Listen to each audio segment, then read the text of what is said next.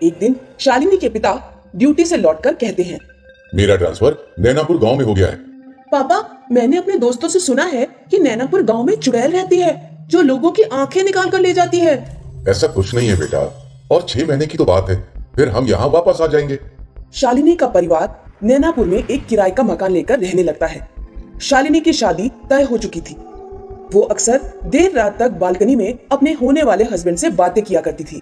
एक दिन पड़ोस वाली औरत शालिनी के घर आती है। मैंने देखा है आपकी बेटी रात के 2 बजे तक बालकनी में खड़े होकर बातें करती रहती है। उससे कहिए 11 बजे के बाद घर से बाहर ना निकला करे।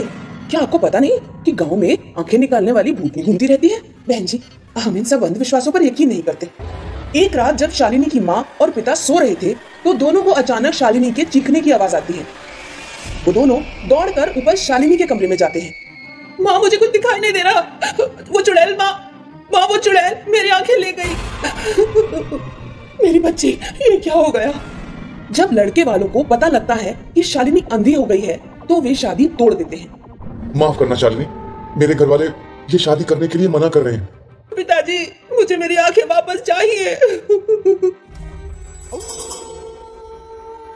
शालिनी की माँ और पिता पड़ोस वाली औरत के पास जाते हैं।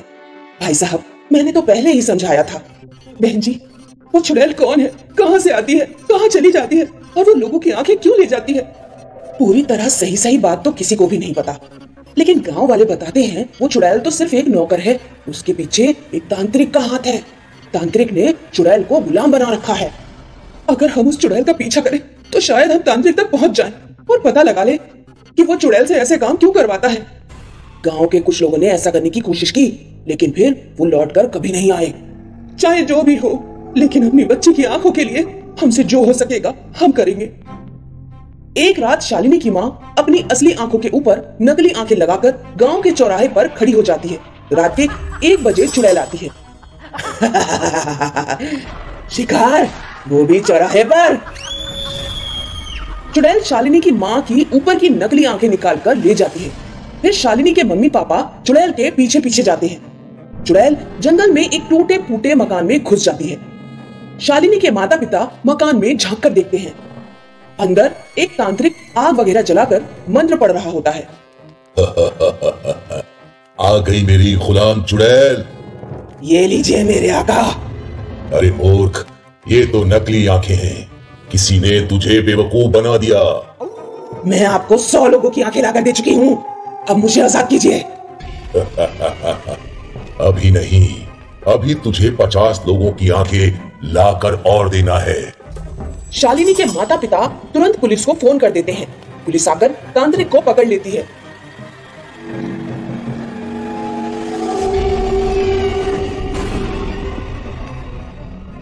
इन सबको मार दे चुड़ैल।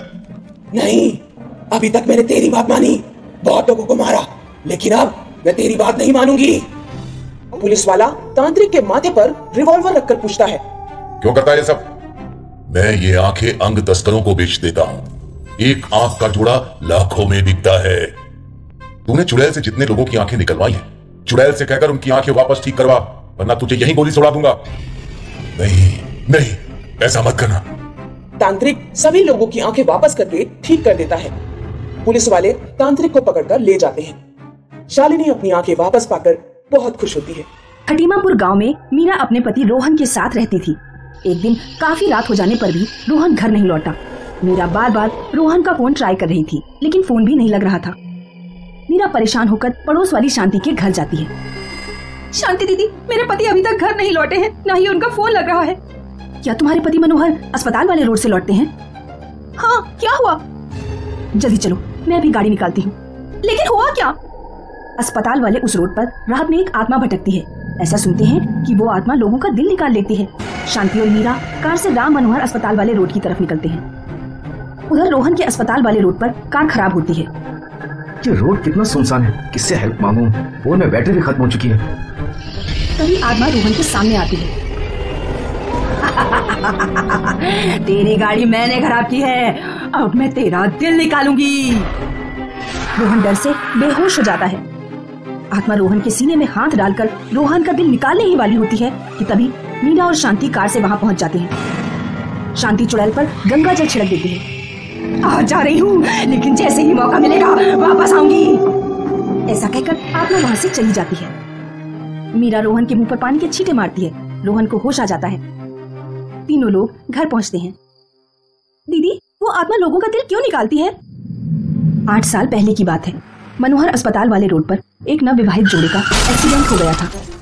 लड़की किसी तरह लड़के को अस्पताल लेकर पहुंची।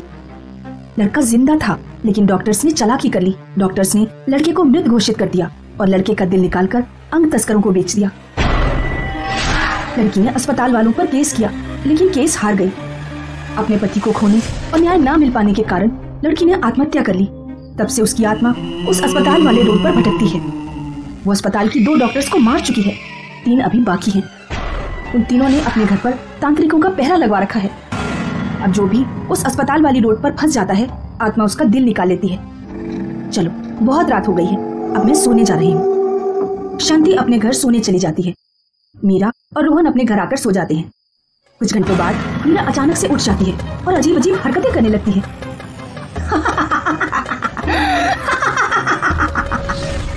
रोहन घबराकर उठ बैठता है। मीरा, मीरा ये क्या कर रही हो? क्या हो गया है तुम्हें? मीरा टेबल पर पड़ा चाकू उठाती है और रोहन पर हमला करने के लिए दौड़ती है। तू उस समय तो मुझसे बच गया, लेकिन अब नहीं बचेगा। रोहन दौड़कर कमरे से बाहर जाता है और मीरा को कमरे में ही बंद कर देता है। मीरा अंदर कमरे में भयानक तरीके से चिल्लाती है। रोहन शांति का दरवाजा खटखटाता है। शांति दरवाजा खोलती है। शांति दीदी, मीरा को अचानक पता नहीं क्या हो गया, वो मेरे ऊपर हमला कर रही है। लगता है वो अस्पताल वाले रोड की आत्मा मीरा के शरीर में घुस गई है। मैं अभी फोन करके तांत्रिक को बुलाती हूँ। शांति फोन करती है और तांत्रिक को बुलाती है। कुछ देर बाद तांत्रिक आता है और दरवाजा खोलता है। कौन है तू और इन लोगों को क्यों सता रही है? चुप कर बुड्ढे, कुछ नहीं बताऊंगी मैं तुझे। अगर नहीं बताएगी तो मैं तुझे हनुमान चालीसा पढ़कर भस्म कर दूंगा। मैं अल्पना हूँ। उन डॉक्टर्स ने मुझसे मेरे पति को छीन लिया। हम दोनों एक दूसरे से बहुत प्यार करते थे। मैं तुम्हारा दर्द समझ सकता हूँ, तुम बस मुझे एक मौका दो। मैं उन अस्पताल के बाकी डॉक्टर्स को सजा दिलवाऊंगा। मेरा भरोसा करो, मैं एक वकील हूँ। जब आज तक मुझे न्याय नहीं मिला तो अब क्या मिलेगा? प्लीज मुझे एक मौका दो खुद को साबित करने का, और मेरी पत्नी को छोड़ दो। ठीक है, मैं तुम्हें एक मौका देती हूँ। अगर उन डॉक्टर्स को तुम सजा नहीं दिलवा पाए तो मैं वापस आऊंगी। इतना कहकर आत्मा मीरा के शरीर को छोड़ देती है। रोहन अस्पताल के डॉक्टर के खिलाफ केस लड़ता है और तीनों डॉक्टर्स को फांसी की सजा दिलवाता है। तब आत्मा हमेशा हमेशा के लिए गायब हो जाती है।